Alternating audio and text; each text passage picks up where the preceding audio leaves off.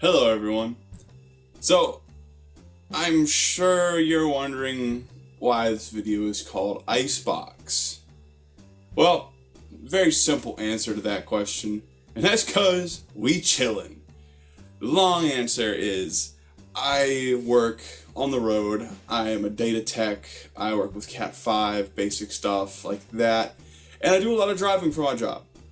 And for this job I'm about to do, it's going to be the longest drive I've ever done, and that is Virginia to Phoenix, Arizona, and it's about a day and 9 hours. It's a big drive. And I'm going to do it in a 242,000 mile Volvo. Why? Because it'll be entertaining. If I make it there without any issue, that's going to show y'all the true power of a quality touring car. What a good, well-made car that's built to drive long distances can do. And if it leaves me on the side of the road, well, that's just entertaining in and of itself. The car itself is a 2000 V70 XC 5-cylinder LPT 2.4. Pretty stout engine, as long as you don't turn the power up, which I haven't done. Only real modifications done to the car are a pod filter for turbo sounds, because of course. I have a hands-free apparatus I installed in it, and I have a subwoofer, and that's about all it's done. Maybe you count a Bluetooth cassette adapter as a mod. I personally don't. The car does have some weight reduction in that it is front-wheel drive now. It's typically an all-wheel drive car. The story goes, we were on a road trip in, where was it? We were coming from Iowa back to Virginia, and we were in Indiana, and we hit a pothole, and I had never felt a car take an impact like this while moving, and the car made it all the way back to Virginia. Come to find out that since Kentucky's, the angle gear was Dunsky's. 3 of the tires had titties, like, I don't know, yeah, exactly. It was bad, and it made it back. This is a pretty stout machine that's never left anyone on the side of the road. So if it does, you know, then now is the time for it to leave me on the side of the road. Hopefully it doesn't come to that. So now I'm going to go in. So this video is all about preparing a car for a big trip like this. And if you've done your maintenance, you shouldn't have to do a lot of stuff, but there's some stuff you should do. And so we're going to get into that right now. So here is the car. You know, it's box glory. I mean, I'm even hesitant to call it box, because it's still relatively nice. But it's a box. It's shitty. I'd say it's right on the border of box status.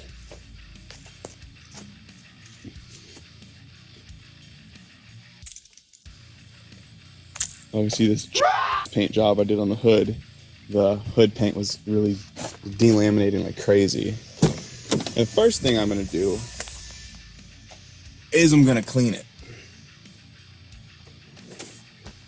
Very important.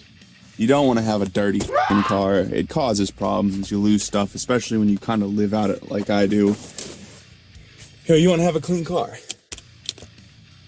It's just a thing you want. So that's the first thing we're gonna do. So I got the interior of the car looking a tad more presentable. Not by much, but it's something. It's definitely something. So now it's time to change the oil. And I'm sure some of you are wondering why I don't have a filter here. Well, I have one of those Mobil 1 good for a year filters on it. That only has like 3,500, 4,000 miles on it, and it's supposed to be good to 20,000. So I think I can push it to 8,000 or so before I have to change it. I also don't have the wrench, and these cars have plastic housings for the filters, and it's just not worth trying to get off unless you have that specific wrench. Trust me, I stripped the hell out of one trying. So that's the next thing we're gonna do. Remember, kids, safety first. Oh, that's new. Might have to figure this out. Good thing the auto parts stores are still open. Looks like water. I guess water got in there somehow, but I guess I'll check the radiator. That's fun. So,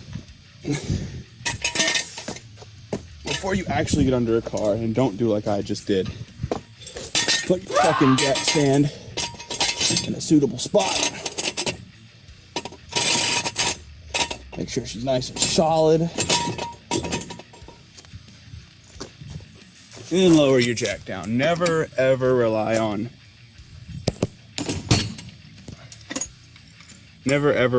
just a hydraulic jack to hold your car up. I know people who've died like that.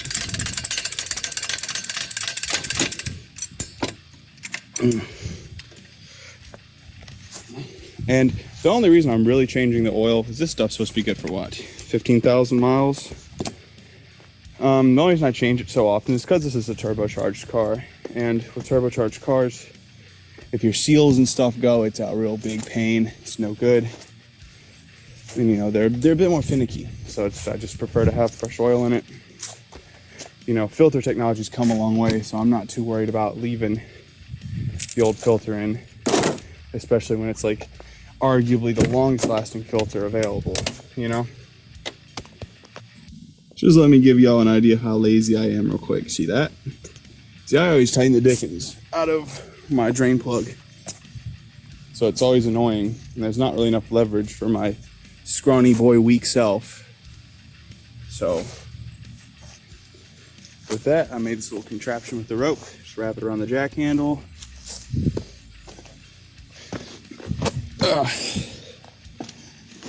How's that for tips and tricks? And nice and finger tight, comes right off. Can I get this up? Up. Let me go wash my hands real quick while this bowl fills. Okay, she's back on the ground now. Look at that.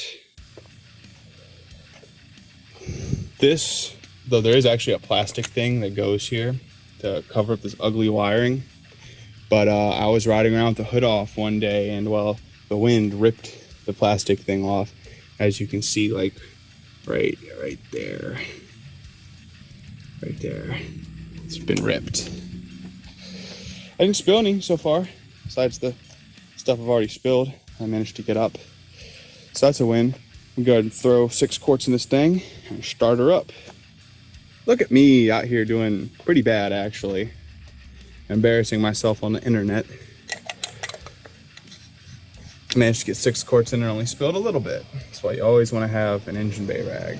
Nice thing about Volvos, it's a nice little area. Okay, so now here's the other thing that I want to check, and that's check all my lines, all the coolant lines. They feel hard, replace them before you go on a trip, because I've had that bite me in the ass a couple times. Well, actually just once. But like, I want to make sure that all my coolant lines are Gucci.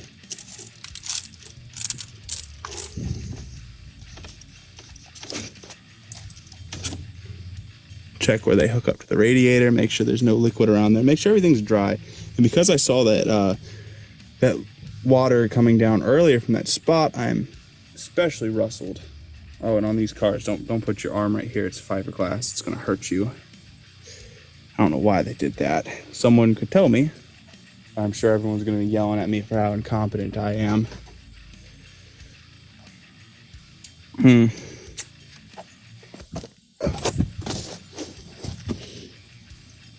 Yeah, I can't access it really. Where is this water coming from? It's water. It's clear water. So I'm pretty sure it's not coolant, because coolant is green. But we might find out on the way to Arizona tomorrow, won't we? So I've done a rather crappy job checking all my lines, and nothing seems to be bad yet. This one always worries me, because it looks icky on the outside, but it's nice and flexible still. Something like this. Oh, that's hard. I think I might actually replace that one. That guy looks like he could pop anytime going down the road. See, that's the kind of that gets you, these old lines right here. These little guys. They get all hard. That might be something that will cause me issues tomorrow. We'll see. We'll definitely see. One thing that is an excellent investment is to get one of those oil pans that has the lid on it, that you can just seal it, and it's like its own contained bottle. And the reason I say this is because of this. I had 6 quarts of oil, dirty oil. Now this might just be me being incompetent, and I'm sure it is, but technology can mitigate human incompetence. And I wouldn't have put 2 quarts of oil, of dirty oil, in my parents' yard for the ground to eat. So, for future reference, kids, don't get the cheap one. Spend $5 more and get the one that's like a contained little thing, and then just go to the auto parts store and pour it out instead of having to transfer it over back to the bottle. Because now I've lost 2 quarts of oil, which is not good in my book. Some people would just say screw it, but I'll at least try to sop some of it up.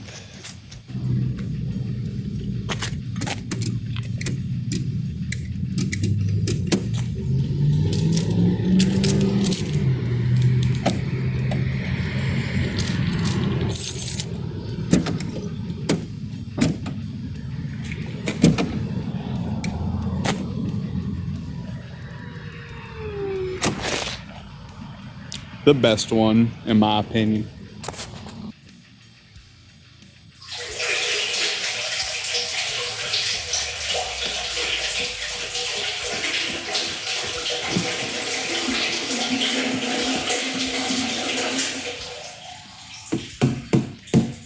A successful trip to Advance. I got some refrigerant because I'm going to Arizona, and we chillin' in the IceBox. I told you. I got another Honda hat. I had a Honda hat. I had this exact Honda hat, but my friend's dog chewed it up. And I love this hat, and I love Honda. Rep what you love. I got hose and hose clamps, and these guys at this Advance know me well enough to where they just gave me the hose because I only needed like a little bit of it. And then I got these clamps because as far as the ones that come on Volvos, fuck them, they're horrible. So, very successful trip. I'm very happy. Look at my smiling face. Laugh at the misfortune of others. Look at that. He looks so sad. I'm a mean person. But y'all mean people too. Don't even act like you're not. Is this gonna put me on the side of the road? That's barely on there.